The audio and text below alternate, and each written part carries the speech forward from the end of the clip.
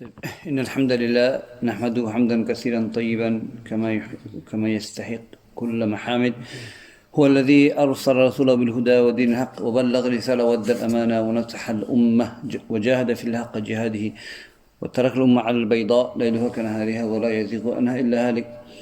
صلى الله على نبينا وعلى آله وصحبه وسلم إلى يوم الدين. أما بعد. يا إخوة وأخوات, brothers and sisters, inshallah we start. Last week, what was the topic last week? About Raja and Tawakkul. طيب, let's start with Tawakkul. Give me a definition of Tawakkul. Having trust in Allah, reliance upon Allah. Having reliance upon Allah. Anything else? There's 3 types of Tawakkul. So No. I'm saying that we have to understand definitions. Okay, you've done the part of the mentioned part of the definition. Finish it off, inshallah. Depending on Allah.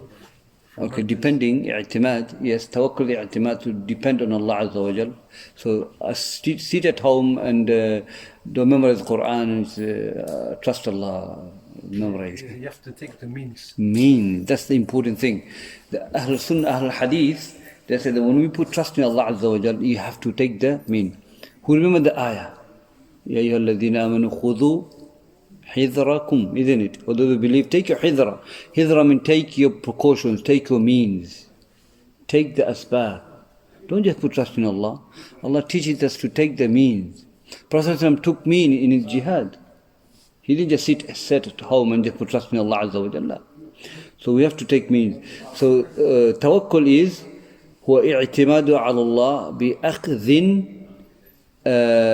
أسباب الصحيحة. وهو اعتماد على الله بجلب المصالح ودرء المفاسد بأخذ أسباب الصحيحة, which is that to put trust in Allah Azza wa Jal, put reliance upon Allah Azza wa Jal, believing He's the one who can benefit you and He's the one who can remove the harm, taking the right means. Okay, so it's important we understand that. Tawakkul, we mentioned the categories of tawakkul. Give me the first one, inshallah. You weren't here last week. Okay, give me the first type of tawakkul. Tawakkul al-ibadah. Which one is that? It's the one where you rely upon Allah for that you take the means and then you rely upon Allah. Okay, the first type of tawakkul, trust in Allah Azza wa Jal, which is the worship that we rely upon Allah Azza wa Jal in what Allah can benefit and push away the harm. No one else can do that. And taking the means, yes. Taking the means. Second type of tawakkul, Abdul Kareem. Second type of tawakkul is which is shirk, such as? It's like you hoping like a doctor can cure you. Or put trust in a doctor that he will save the patient. Who will save your, whoever the patient is, save the patient from the, patient is about to, I gave example, patient is about to die, the operation that it's 50-50, you can pass away, you can live, the patient can die or live, happen to somebody I know. So you put trust in the doctor, the complete trust in the doctor, that's major shirk. Thinking that he's going to bring the patient alive or something, that's major shirk. We don't put that trust in that doctor like this. No, it's trusting Allah Azza wa Jalla. You're just taking them in. Okay? That's the third type of trust, which is allowed. Okay. Taking the means. Okay, you put trust in Allah, but you take the mean asbab. That's allowed. You take the means. Yeah. You don't sit home. You take the means. And then you put trust in Allah, but you're taking them in. Okay? What is the difference between tawakkul and tawkeel? Tawakkul and tawkeel. Is that when you assign like a person to be like a representative for you? Kind of Okay, somebody representative, you entrust somebody to do something. Give me an example, inshallah. like Abu Huraira when he was looking after the zakah money. Okay. So example the brother gave was when Prophet entrusted Abu Hurairah radiallahu anhu to look after zakat, and the man he met 3 days was apparently was Iblis, Shaitan, And the hadith we know, the shaitan said that, if you, let me advise you something, if you recite Ayatul Kursi, Allah will protect you until morning from shaitan. Okay, and the Prophet said the man you spoke to was shaitan himself, but he spoke the haqq. طيب.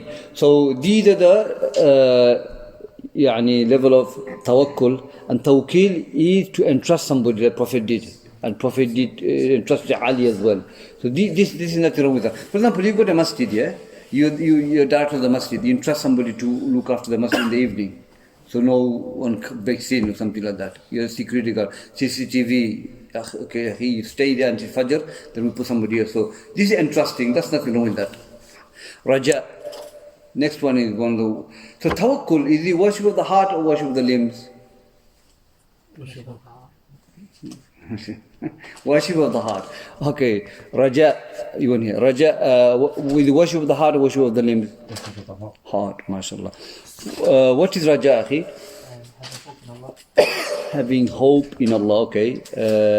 What was the definition we gave? You said something like excitement, like, for example, come back from Hajj and to meet your family. Okay, so it is طمع والانتظار فيما إلى ما يحب إليه. This is something that he loves. Okay, so it is a desire, waiting for something that you love. Raja. Okay, so I give example of the Hajj. You went to Hajj for 3 weeks, and then your family at home, you have Raja to meet them. Some family you love, you anticipating to meet them, inshallah. That's Raja. Naam, that's Raja. طيب, we mentioned Raja, different level of Raja. Give me number one, inshallah, Raja. Is Raja al-Ibadah? Which one is that? Raja al-Ibadah. doing good deeds. And? Righteous actions. Hoping that He is the one who can give you the reward. Raja is something that Allah only can give you, only Allah is able to solve your problems. You don't have any Raja for anyone else, hope for anyone else, only for Allah. Allah only can cure, give you reward. Well, He can enter you Jannah, He can, everything like that. He is the one who guides people's heart. You have Raja in Allah. So you want somebody to become Muslims, or a Muslim want to practice the deen, your brother or something, and you hope in Allah to guide him, nobody else. You can give him da'wah, yes, but the guidance of the heart is from Allah. So you only have Raja in Allah, hope in Allah that He guides him. No one else can guide this person. And to believe that some saint can guide a person, it is considered to be shirk. You can't. This is only for Allah. Anything that Allah can do, no one else can do. You can't associate anything with Allah Azza wa Jal. Raja al-Ibadah, that's Raja al-Ibadah. Raja, what was the other one we mentioned, Abdul Kareem? Raja al-Shirk. Which one is that? Hope in a saint or a person in the grave. MashaAllah. As brothers and sisters, Raja can fall into shirk as well. That you're hoping somebody to save your son from the illness other than Allah. Like I gave example of the doctor. Okay? Somebody in the hospital, very critical condition that the patient can leave the life. And he's hoping the doctor will save that person. This Raja, this hoping for doctor to save the patient is major shirk. Only put Raja in Allah. Only hope that Allah will save that person. No one else can. Third type of Raja, the third one, akhi. You won't hear. Go on. Was it Raja Mubah? Raja Mubah, which is allowed, such as? For example, hoping that brother can do something within his ability. Okay. Raja, something is to hope that your brother can do something for you, such as help you in the exams, or help you in maths, or something like that he can do. Then this Raja is allowed in Islam. طيب يا إخوان, we covered all this, and another thing I want to mention about tawakkul, after my research, Hadith says, a man came, Hadith of Anas radiallahu anhu, okay, Hadith in Tirmidhi, Shaykh al-Albani makes it Hasan. Okay, Hadith, the man came to the Prophet and said, أعقلوا الشلاة my camel. He said, he said, no. Prophet said, la. He said, اعقلها وتوكل. Or hadith says that, أتوكل على الله, shall I just put trust in Allah Azza wa Jal? He said, no, la. Prophet said that, اعقلها وتوكل على الله. Tie it and then put trust in Allah Azza wa Jal. So the man came with the camel, and the camel, he doesn't know what to do with it. Shall I just leave it and let it go? Or shall I put trust in Allah Azza wa Jal only? And tie it. He said, tie it and then put trust in Allah Azza wa Jal. Don't just leave it on its own. Okay, that's the hadith. So hadith teaches us to tie or not. Okay, so if you memorize the Quran, if you could tie or not, you could revise the Quran. You can't just say, put trust in Allah Azza wa Jal. Inshallah, I will not forget. Now you revise. So everything in life, when we do something, we have to tie the knot and then put trust in Allah Azza wa Jal. You don't go out of your house and leave the door open, put trust in Allah. Don't lock your door and then check everything and then go out, inshallah. And put trust in Allah Azza wa Jal. طيب اعقلها وتوكل على الله. Hadith in Tirmidhi, Shaykh al-Albani makes it Hasan. Some ulama makes it da'if, but the meaning is authentic, because Islamically we cannot just put trust in Allah Azza wa Jal. We have to take the asbab. And we mentioned Ibn Qayyim, he said that to put trust in Allah without taking the asbab is a big mistake. It's wrong, something we cannot do. We have to take the asbab. We have to take the means when we trust in Allah Azza wa Jal. طيب إخوان, we're going to start today on another 3 worship of Allah Azza wa Jal, which Shaykhul-Islam Muhammad ibn Abdul-Wahhab mentioned in Usul Thalatha, or Thalathatul Usuul. He said, al-Raghba wal-Rahba wal-Khushu'. We're going to explain each of them one by one, inshallah. So when we worship Allah Azza wa Jal, we are in al-Raghba. What is Raghba? Raghba is Raja, is a hope. Raghba is Raja, which is hope. But Raghba is more stronger than Raja. Okay? So you hope for something, that's Raja. But when you hope and you ask for it, that's Raghba. Okay? So Ibn Qayyim rahimahullah said that in Madarij al-Salikin, الرجاء هو الطمع والرغبة طلب فهي ثمرة الرجاء فإنه إذا رجاء طلب منه. So what it means is that Ibn Qayyim said that Raja is a desire, you want something. Raghba is request, you ask for it. And he said that Talab, Raghba is a fruit, is a result of Raja. So for example, I want to go Jannah. My Raja, I hope that I enter Jannah. So Raghba is that you ask Allah. You ask Allah to put you in Jannah. Okay? So Raghba is the result from the Raja. If you did not have Raja, hope, you're not going to ask Allah to save you from the hellfire or put you in Jannah. Okay? So that's what Raghba is. So the ulama says Raghba is higher than Rahba. Raghba is higher than Raja. طيب, continuing, Ibn Qayyim says that الرغبة هي من الرجاء ورغبة تتولد من الرجاء. مدارج السالكين. Ibn Qayyim says that Raghba, it is from Raja, and Raghba is a result from Raja. So my brothers and sisters, this is what Raghba is. It's higher than Raja. And when we worship Allah Azza wa Jal, we are between Raja and Raghba and Khawf and Rahba. Rahba is, we're going to explain that inshallah. So when we worship Allah Azza wa Jal, when we pray, we are between these things. We are hoping for Allah's forgiveness. We are asking Allah to forgive us. We are asking Allah to enter us Jannah. Okay? At the same time, we are fearing from His punishment. We are fearing Him from His wrath. Things like that. So, here Shaykhul-Islam Muhammad ibn Abdul-Wahhab rahimahullah brings one of the greatest ibadah, al-Raghba, which is worship of the heart. And that's the difference between al-Raghba and al-Raja. Continuing, he said, وَالرَّحْبَ كَذَلِكَ وَالدَّلِيل, we'll mention the evidence inshallah. Rahba. What is Rahba? Rahba means fear, but it's higher than a fear. So what is the difference between khawf, khashya and rahba. Khawf means fear, which means it's a natural thing that you have. You can fear from a human being. You can fear from, you will fear from Allah Azza wa Jal. We fear from His punishment. We also can have a khawf, fear from human being as well. And Musa alayhi salam feared from Fir'aun and his troops. He feared.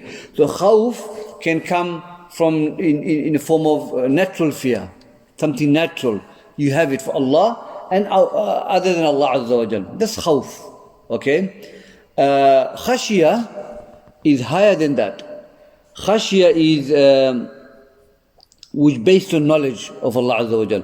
That's what Allah Azza wa Jal described the ulama. إِنَّمَا يَخْشَى اللَّهَ مِنْ عِبَادِهِ الْعُلَمَاءُ. Indeed, the one who fears Allah are the ulama. Indeed, the one who fears Allah most are the ulama. But Allah is the word khashya. إِنَّمَا يَخْشَى اللَّهِ. Why? Because the ulama has the most knowledge of the deen. Okay? They have the most knowledge of the deen and the khashya based on the knowledge of Allah Azza wa Jal. As we have mentioned previously that when we fear Allah Azza wa Jal, okay, when we study about Allah Azza wa Jal, first thing, what do we learn? We love Allah. The love of Allah increases. The more you learn about Allah Azza wa Jal, the more love of Allah increases. Secondly, the khashya, the fear of Allah. The khashya increases in the heart. Okay? And if we study the knowledge of the deen, when we study about Allah Azza wa Jal, and if you don't fear Allah Azza wa Jal, there is no fruit of this knowledge. So, rahba is khawf, but based on knowledge. Okay? Khashya based on knowledge. As for rahba, which is all of that, but it comes with amal, comes with action. Rahba is more to do with action. So when we fear Allah Azza wa Jal, we turn back to Allah with a'mal, with worship. We don't just say fear Allah, but you don't practice your deen. You don't come back to Allah with repentance. You don't pray 5 times a day, but I fear Allah Azza wa Jal. This fear doesn't mean anything. So, rahba is more higher than khawf and khashya.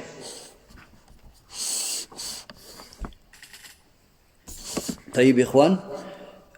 So these are the three meaning of khawf and khashya and rahba we've explained. So khawf is a natural fear that you can have for Allah and you can have it for other than Allah Azza wa Jal. And khashya is based on more to do with the knowledge of Allah Azza wa Jal. As when we gave example of in the Quran, the one who fears Allah most are the ulama.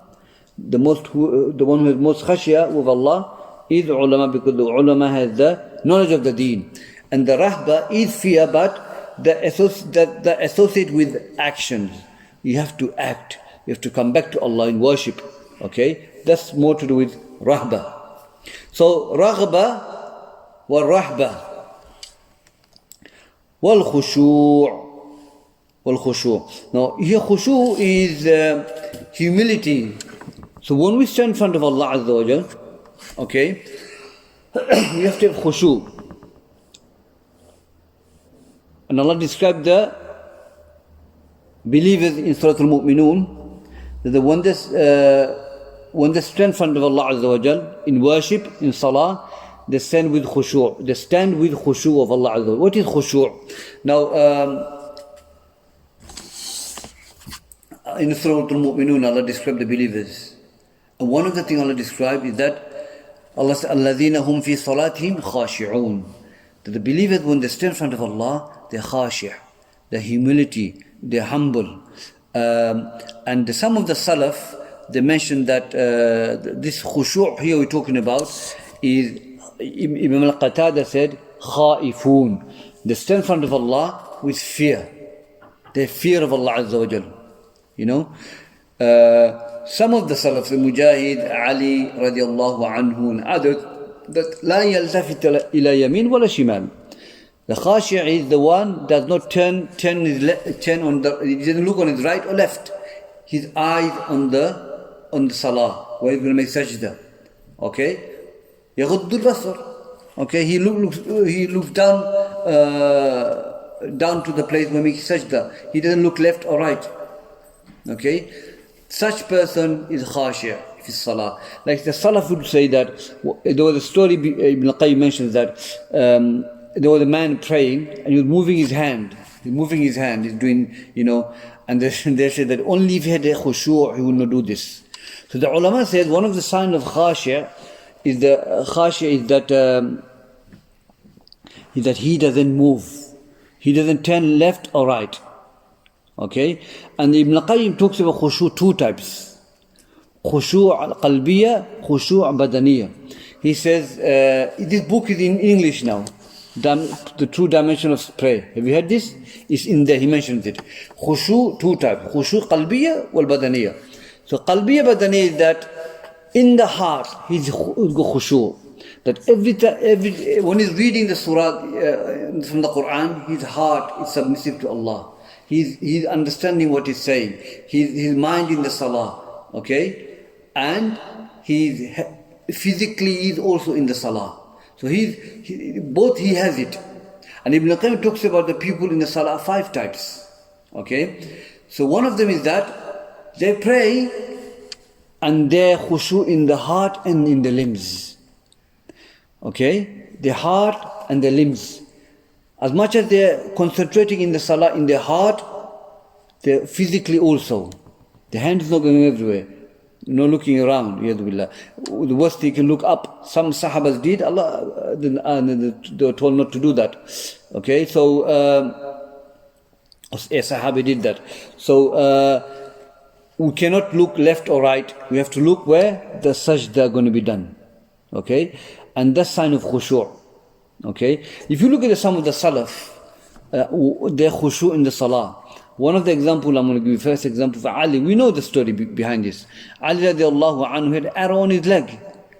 And they want to pull his arrow because he will feel the pain. So when he stood in the salah, they pulled his arrow off. He didn't even feel the arrow took out from his leg. The arrow in his leg. They pulled his arrow while he's praying. He did not feel the arrow was taken out from his leg. Do you know why? What was it? Khushu' in the salah. Khushu' in the salah. The stories about the Sahabas radiallahu anhum. The arrow, they're praying, the arrow will hit their back. 1, 2, 3 arrows. He did not feel anything. Continue to pray. This is the level of khushu' they had. And one of the Shaykh, one of the seerah book of the companions. And he said, toward the end of the book, he said, as for us, when the ants to bite us, if the ant bite us, we feel it. Ant, can you imagine? Look at the khushu' of our khushu' compared to the khushu' of the Sahabas. Far and far away. Subhanallah.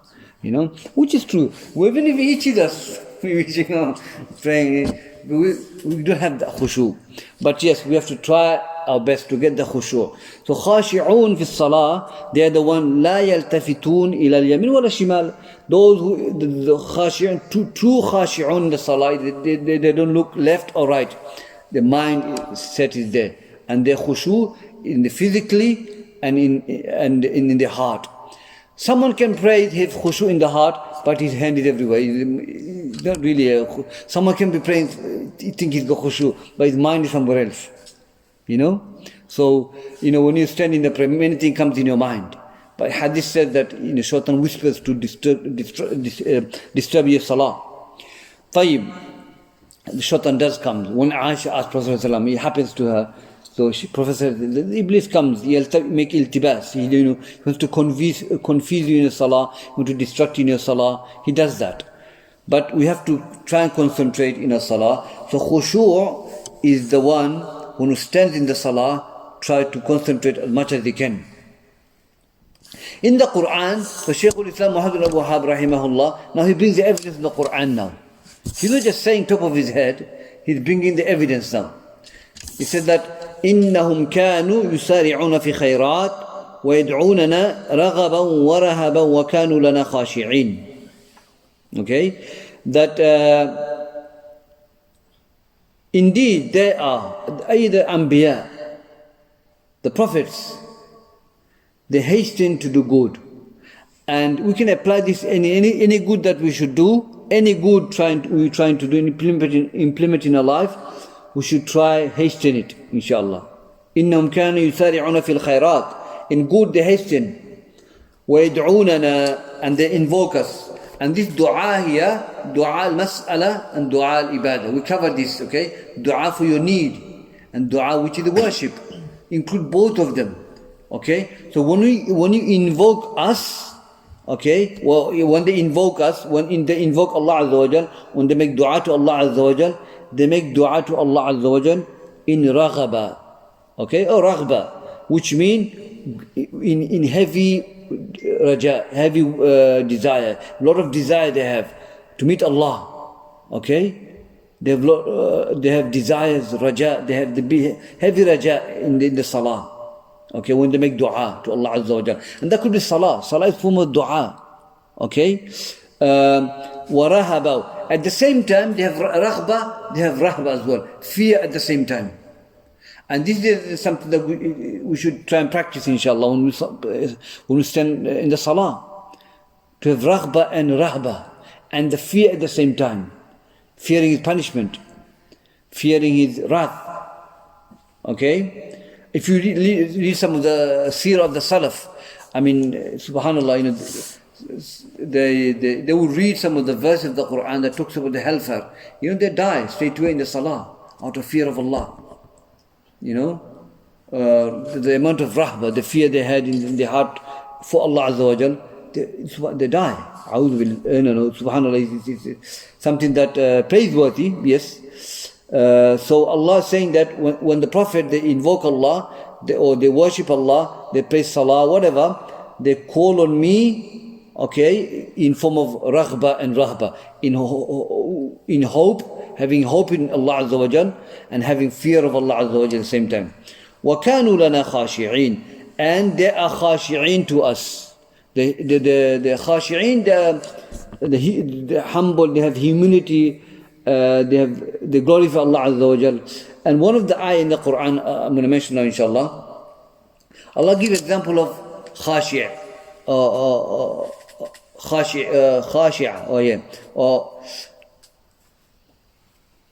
said, وَتَرَى الْأَرْضَ خَاشِعَةً فَإِذَا أَنزَلْنَا عَلَيْهَا الْمَاءَ اهْتَزَّتْ وَرَبَتْ Allah said that you see the earth in full of khashi'a.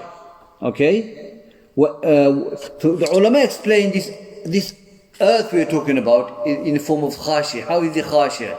They say it's a barren land, doesn't give fruits. That represent this earth has nothing, is weak, it's a form of humility in front of Allah. There's nothing can give. Okay? It's got nothing to give. That's a symbol of khashiyah.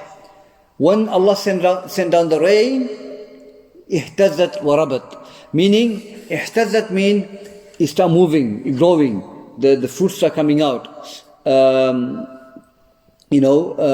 Shows that, it's opposite of humility. So one human being, they're humble in front of Allah, they're low. So when the earth not giving anything, it's low, it's nothing there. So humans feel like that. When they feel that I'm nothing in front of Allah, I'm low, okay, that's khashiyah. But when you start disobeying Allah, when you start, doesn't follow the commandment of Allah Azza wa Jal, then it's no form of khashiyah. He's moving around, he's disobeying Allah, he's excited, shows that outside the Sharia of Allah Azza wa Jal. So this example with the earth being khashia is representing it doesn't give anything. Okay? At the end of the day, the point is khashia means to feel low, lowliness. So when the earth not giving any lowliness, isn't it? It doesn't have anything. Okay? So khushu' is one of the greatest ibadah, and it is worship of the heart. So raghba, rahba, or khushu'. When we worship Allah, we should have these things in our heart. Now, Surah Fatiha, some of the ulama explain this. When we say Ar-Rahman Ar-Rahim, increase your raghba. Mean hope of Allah. He's the most merciful. Okay? He's the most merciful. Hope that Allah will forgive you. Allah will reward you. Because Ar-Rahman Ar-Rahimeen. Malik Yawmiddin, Master of the Day of Judgment, then we should increase our rahba, the fear of Allah Azza wa Jal, because He's the Lord of the heaven and earth, the most powerful. Understand? So, the many verses in the Quran, it teaches us that we should raise our hope in Allah, and at the same time, Allah teaches us how powerful He is. So therefore, our rahba, our fear should increase as well. So in the salah, we should have these things in our heart. Rahba, and khushu'. When we stand in front of Allah, we should be humble in front of Allah. Have humility in front of Allah. When we stand in front of Allah, we should have fear of Allah Azza wa Jal. Okay? And at the same time, we should have raghba, which is from the heart. Allah knows what's in the heart. Raghba, that you're desiring to meet Him. Okay? You're hoping for the reward. You're hoping for the forgiveness. Okay? The worst thing is that when you start this, when you start feeling in the heart, I will not be forgiven. Yadu billah. That's the worst thing can come in your heart. Okay? So this worship represents, manifested in our limbs when we're worshipping Allah Azza wa Jalla. Even when you give zakat, sadaqah, out of generosity. Who doesn't give sadaqah with generosity? Everyone gives sadaqah with generosity, isn't it? I found it, when you come out to the masjid, you can just pay sadaqah generously. Everyone is generous to give sadaqah. Anyway, you don't have to mention the word. Anyway, when you give sadaqah, you have to do it out of khushu', out of humility. Number one, this is ibadah. Secondly, you have to have rahba, fear. Is Allah going to accept this from me? When we pray, when we go to Hajj, we come back from Hajj, spending 10, 11 grand, okay? Some of the Salaf says, the point is not to just make the ibadah. Has Allah accepted from us? That's what it is. Okay? Did Allah accept from this? I gave sadaqah, did Allah accept from me? I prayed salah, did Allah accept from me? I gave zakat, did Allah accept from me? I fasted the month of Ramadan, did Allah accept that from me? I fasted, mashallah. But it's about how much Allah accepted it from us. And we should have raghbah, that when we worship Allah, when we give sadaqah, when we go to Hajj, we want khair from Allah. We expect Allah to give us the reward. You come back from Hajj and say, I think it's not accepted by Allah. I think I've done something. A'udhu billah. Your raghbah is not there. You have bad impression about Allah. Your raghbah is there to Allah accepted. Hajj mabrur, Umrah mabrura. Allah accepted Hajj and my Umrah. That's raghbah we should have for Allah Azza wa Jal. And good opinion. So we can have this, when we worship Allah, we should feel like this. Never feel, when Ibrahim a.s. made the Kaaba, he made dua to Allah, that Allah accept this from me. He didn't say, I'm Al-Rasul, I'm a Khalil of Allah. Allah will accept from me. I don't have to make dua to Allah. A'udhu billah. La. He teaches, this is a lesson for us. If Ibrahim a.s. asking Allah to accept this ibadah, which is the great ibadah he's done, he built the Kaaba, and he asked Allah, accept this from me. We should ask Allah. And the ulama even mentioned in the adab of dua, that we should ask Allah, oh Allah, accept this from me. Accept this ibadah from me. We shouldn't just leave it. We should, if you have done a Hajj 10 years ago, ask Allah even now, Allah, accept this Hajj from me. Keep asking Allah. If you don't ask Allah, he said, my slave doesn't ask me, so he doesn't need it. How do we know Allah accepted this Hajj from me? Maybe he didn't accept it then, but if you keep asking, Allah says, okay, I'm going to accept his Hajj. My slave is so much raghbah he has in his heart, I'm going to accept from him. You know what? I'm going to accept from him. Because he wants my Hajj to be accepted by me. Allah will accept it. So we have to keep asking Allah. Raghba, rahba, and khushu'. These are one of the greatest ibadah of the heart. Continuing, inshallah. And again, wal khashya. We explain what khashya is. Khashya is, which is khawf as well at the same time. But khashya comes from the knowledge of Allah. Okay? As for khawf, the ulama said it's not based on knowledge. You can have natural fear. That's okay. Khawf taba'iyya. You don't have khashya taba'iyya, natural khashya. La. Khashya comes from the knowledge of the deen, knowledge of Allah. Okay?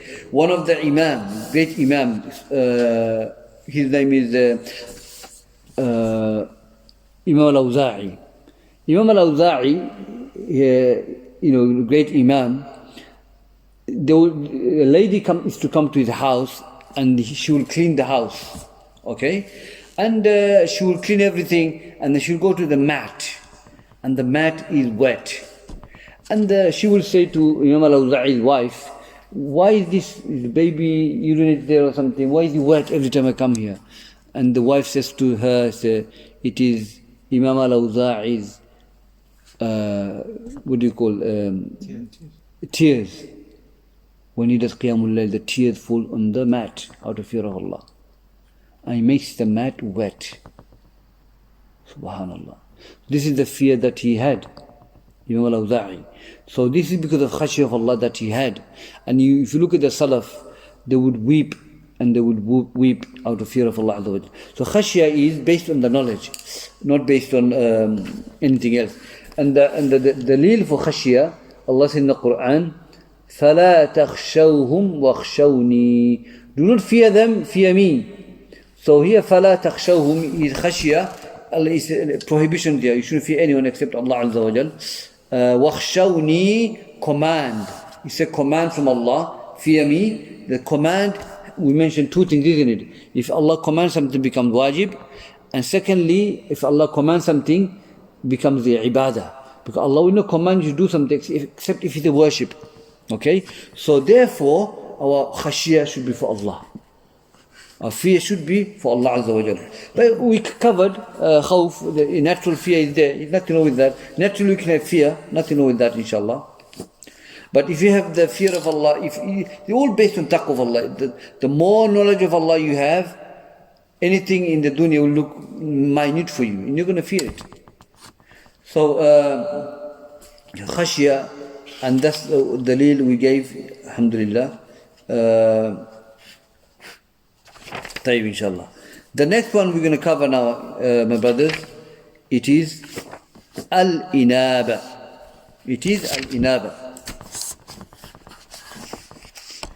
والدليل الإنابة قوله تعالى وأنيبوا إلى ربكم وأسلموا له. And turn to your Lord and submit to Him. So what is inaba? The inaba, the ulama have said that inaba means tawbah. It means at-tawbah. What is tawbah? A-ruju'. Tawbah means ruju'. And we mentioned that tawbah has shurut, conditions. And what is the condition of tawbah? Iqla' an dhanb, that he abandons the sin. Wa nadb, okay, that he regrets. Okay, wa azm an la yarji ila dhanb, that he makes a complete decision that he will not go back to the sin. Okay, some say the other one, ikhlas, you have to make tawbah before the sunrise from the west and before your death. Okay, so these are the conditions of at-tawbah. But inaba is a bit more higher than that. So, for example, someone made tawbah.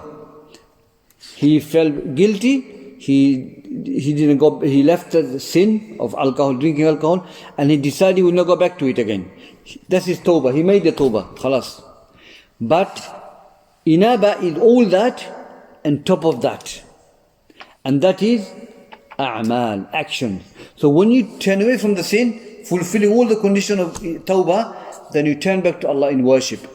If you don't just leave it, the sin, alhamdulillah, you left the sin, but now go towards Allah, worship Him now.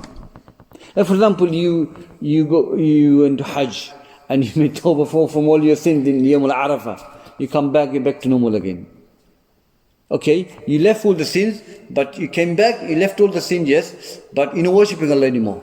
So you're leaving the sin and going towards Allah. That's inaba. But tawbah is, you just leave the sin, that's it. But you're not worshipping Allah anymore. You haven't got inaba. So inaba is higher than at-tawbah. That's what the ulama have said.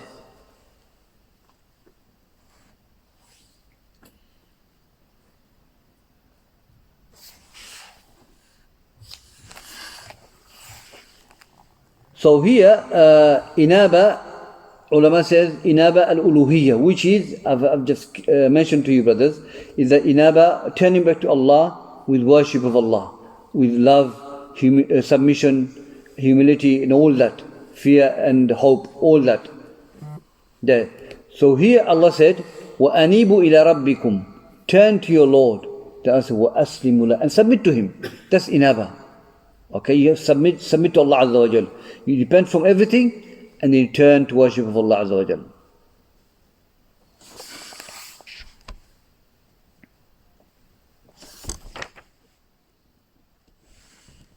How long was this class today? We've got 20 minutes left. Okay, so what we'll do, we covered today, my brothers, inshallah, and the sisters. Today we covered one very important worship of the heart. We should try and have this in the heart, implement them. Raghba, rahba, khushu', okay, and we spoke about al-khashiyah, okay, we spoke about inaba, okay, so next we will talk about isti'ana. Inshallah. So what I'm going to do, I'm going to take some questions now, because I know if there's any clarification, I'll clarify it inshallah. So we'll start with Q&A. Jazakumullah khair. Question answers. Any clarification? You want me to clarify if you understood everything? Go on, Akhi. What's the best way to have khushu' in salah? That's a good question actually. How to attain the khushu' in the salah? One of the way to attain the khushu' in the salah is to understand what you're saying. So if you read Surah Fatiha and you understand, say Alhamdulillahi Rabbil Alameen, all praise to Allah, Lord of the world. If you understand what you're saying, it's easier to have khushu'. And if you don't, it's difficult to get khushu'. It's not impossible, it's going to be difficult, but what we need to do is that we try as much as we can think about Allah. Now imagine him, think about Jannah wa Nar, the reward, try and focus on remembering Allah Azza wa Jalla as much as you can. So the important thing, you have to learn the Arabic. You have to understand what you're saying. At least read the surah that you understand. Surah Fatiha, I'm sure you read the translation. Surah Al-Asr, Surah Al-Kawthar, Falaq al-Nas, Ikhlas. Read those, the one you understand, so you can have khushu' in it. And when you learn the Arabic language and the grammar, that it helps you to understand even more what Allah is saying. So read the one you understand. Those one you've read the translation, inshallah. That will help you to get more khushu'. How this is gone. What's the difference between khushu' and khashya? Khushu' and khashya. The same thing, it's just different pattern of word. Khashya or khashya. Khashya. With ya. Khushu' and khashya is more to do with the fear. We covered. And that is based on knowledge of Allah Azza wa Jal. And Allah described the ulama to have khashya because they have so much knowledge of Allah, about Allah. They have knowledge of the deen. They understand Allah and how great Allah is. They fear Him. They fear Him a lot. If you look at the Anbiya, look at the companions, the righteous, everyone feared Allah because of the punishment that Allah has and the wrath of Allah. They feared Him. At the same time, they had hope of Allah as well. I can give another example. One of the great companions, he used to fear Allah so much. And these people who fear Allah so much, they will not even see the hellfire. Those people who fear Allah in dunya and shed tears out of fear of Allah, they will not see the fire. They will not have to go through the fear Yawm al-Qiyamah, because they have already feared Allah in dunya. Because the ulama says that if your fear does not lead you to worship Allah, this is not a fear. Doesn't make sense. You fear Allah, but you don't worship Allah. You fear Allah, but you don't get up for Fajr. What kind of fear is this? It's fake. Either somebody says, I love Allah, but he doesn't worship Allah. Just a claim. So fear have to lead you to worship Him. If you don't fear Allah, if you fear but you don't worship Allah, it's not a fear. So Uthman radiallahu anhu. Uthman, he used to cry so much when he would go to bury somebody. He would go there and he would weep and weep and weep. And Sahabat would say, Ya Uthman, why do you cry so much when you come to graveyard like this? But when the eye of hellfire is mentioned to you, verses of hellfire, you don't cry like this. He goes, yes, because indeed I heard Messenger of Allah said that this is the first station after death. Whoever passed that will pass Akhirah. If you fail that, you fail Akhirah. He used to fear so much. And Sahabat Abdullah ibn Abbas, he lost his eyesight because of fear of Allah. He used to cry so much. And the doctor said, your eyesight will come back, will get better if you stop crying. Then he goes, what's wrong having an eye that does not shed tears out of fear of Allah? Why should I have eyes, doesn't shed tears out of fear of Allah? Subhanallah. He lost his eyesight. Abu Bakr Siddiq radiallahu anhu, he had a mark under his eyes. He had a mark. You know why? Because he used to cry so much, he left mark under his eye. So if you look at the Salaf, they feared Allah. Prophet feared Allah. He feared, and he worshipped Allah so much that his leg would swallow up. So this is sifat of the Anbiya, khashiyah. Okay, khawf is the attribute of the prophets and the righteous. And we should fear Allah. And the more we fear Allah, the more we'll abandon the sins. Okay, so that's what khashiyah is. Khashiyah is based on knowledge of the deen. Okay, if we know Allah more, we love Him more and we fear Him more. That's the way it is. Because the fear of punishment of Allah is severe. At the same time, His mercy, he hadith says, my rahmah, my mercy overpowers my wrath. My mercy overpowers my wrath. Meaning Allah is more merciful than His anger. Allah has attributes called anger. He gets angry, yes, but He's more merciful. Okay, so inshallah the khashya is based on ilm. And khushu is, we gave example that it's more to do with humility. And we gave some of the example of the salaf that when you stand in the salah with khushu', Allah described that he concentrates in his salah. He doesn't turn left or right. He concentrates. He's fearful to Allah Azza wa Jal. Some salaf describe khushu' to be khushu' as a fear as well. Because when you stand in front of Allah, you have to stand with fear as well. So khushu' means fear as well, yeah. So this is some of the tafasir, yeah. Next. Go on, akhi. No? Go on. You said there's khushu', qalbiyya and badaniya. So what's badaniya? Badaniya is in the salah, we said, Ibn Qayyim says khushu' qalbiyya wal badaniya. Qalb is the heart. Khushu' in the badaniya is the jism, the body. For example, you stand in the salah, Allahu Akbar. But your hand is going here, you're moving your head like this. Sometimes people do look left and right. So you have a khushu' in the salah. It's not a khushu'. We'll give example of some of the salaf. They will say the man was praying and he's moving his head, hand, This is no sign of khushu'. So when you stand in the salah, you should look where? Hadith never say where should you look. But the ulama says the best place to look is the way you're going to make sajda. Your eyes is there. When you're in ruku, sujud, look at your prostration mark, where you're going to make prostration. That's where you should look, not left and right. Okay, so khushu', that's badaniya, that you don't move around, you don't turn your head or left or right, or look up and down. You focus on the here. And at the same time, a khushu' of the heart should be associated with that as well. Not just khushu' of the body, have to be heart as well. You can be standing there, looking at the place, but your mind is somewhere else. There's no khushu' in the heart, but in the body, physically, when you look at it, mashallah, the whole thing is over khushu'. But in his heart is somewhere thinking about something else, thinking about how he's going to do the shopping. I don't know, how I'm going to mark my work, and what shall I do when I go home? Brother said, on the respected Shaykh, Talabul Ilm, he goes, when you stand in the salah, you think about staying in the salah, you don't think outside the salah. He goes, Alhamdulillah, where do you put my key? Wallahi, you think about key. What am I going to do? Worship?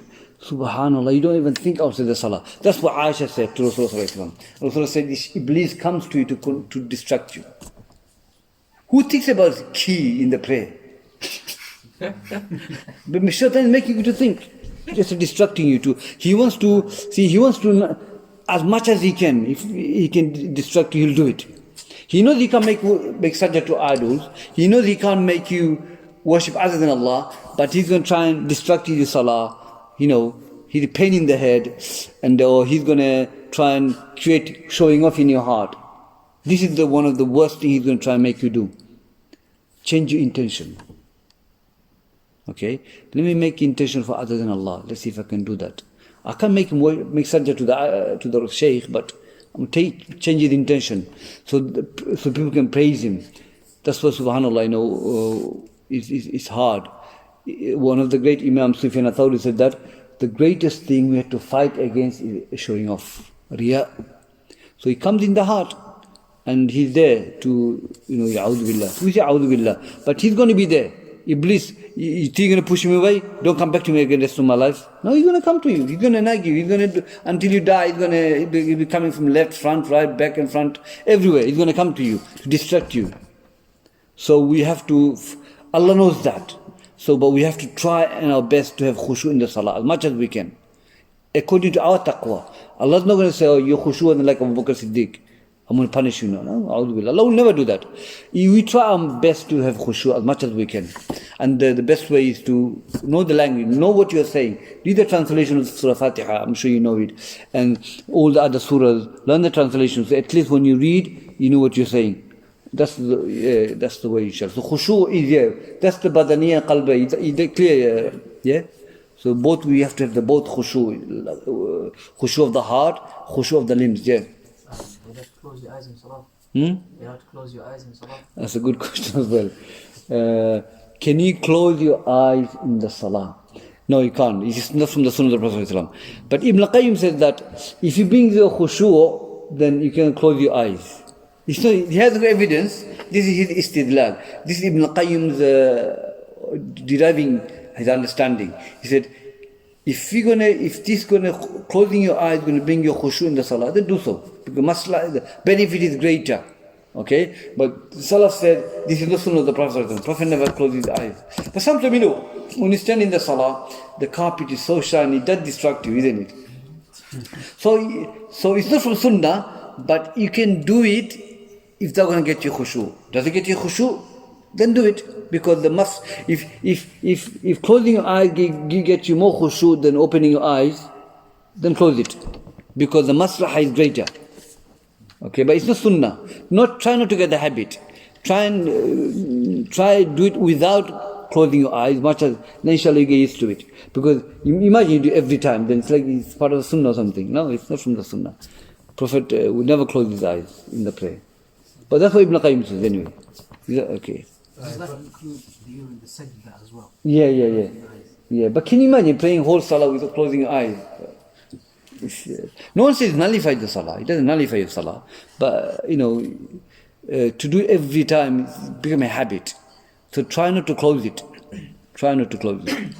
If a person lacks khushu' in salah, is his salah invalid or La. If you lacking khushu', it's not invalid. Invalidity may be in imperfection of it. Nasihatu salah, authenticity of the salah is valid. Like if you don't read Surah Fatiha, you said, if you start your salah, Alhamdulillah Rabbil Alameen, your salah is invalid. Because you haven't got Takbiratul Ihram, the pillar of the salah, and you pray without reading Surah Fatiha, you do the ruku, that will nullify your salah. But khushu' differs among the people. So everyone khushu' is not same. So because hadith said that when you pray, some get 10 out of 10, 9 out of 10, 8 out of 10, to the 1 out of 10 is based on your khushu'. So inshallah, we try and get khushu' as much as possible, and and khushu' differs on every individual. Your khushu' will not nullify your salah. La. It will not. Unless someone, I don't know, I haven't heard any salaf said that, but we should try and have khushu' as much as we can. Because the degree of your salah, the reward based on your khushu'. 10th, 9th, 8th, 7th, the less khushu' you have, your numbers are going down. To get 10 out of 10, mashallah, you have to have proper khushu' in the salah. Yeah, so it doesn't nullify, la, it doesn't. So, for sure, when you're talking about the movement of the salah, is there a number that if you exceed the number of the movement, which invalidates? Oh, that's a good question as well. Scholars have spoke about this. Movement in a salah, which is not part of salah, are different categories. Sometimes movement in a salah, which is not part of salah, can be wajib. For example, hadith of Prophet ﷺ, hadith that Prophet was leading the salah, and he took his shoes off, sandal off, and all the companions took it off. Okay? They followed Rasulullah. So when the salah finished, Rasulullah said, "Why did you take a sandal off?" He said, "We saw you taking off, Ya Rasulullah." The Prophet said, "Jibreel came to me and told me there's a najas in my sandal, so I took it off." Okay? So that movement is not part of salah, is it? No, but he had to take it off. Why? Because najas are there. Number one. Sometimes movement in salah can be mustahab, recommended. That, for example, you're praying, there's a sun coming in through, disturbing your salah. So if you were to move on right to go to the shade, you can have more khushu', it's mustahab. Then do that. As long as you don't go, as long as you're facing the qibla and move, it's nothing wrong with that.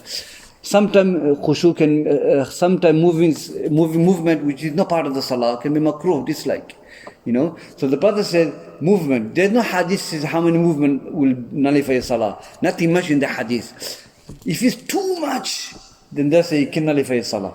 Then that shows you have got no khushu' in the salah.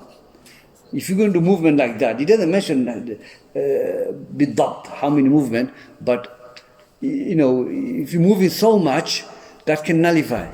But we don't do that, alhamdulillah. So it depends. So nothing thabit in the hadith, say, okay, 100 move, 200 move, la. It's just, mathematically, you judge it, how many movement here. Try not to make too much movement. Is it finished? Okay, jazakumullah khair, ikhwan. We'll see you next week, brothers and sisters. Assalamu alaikum.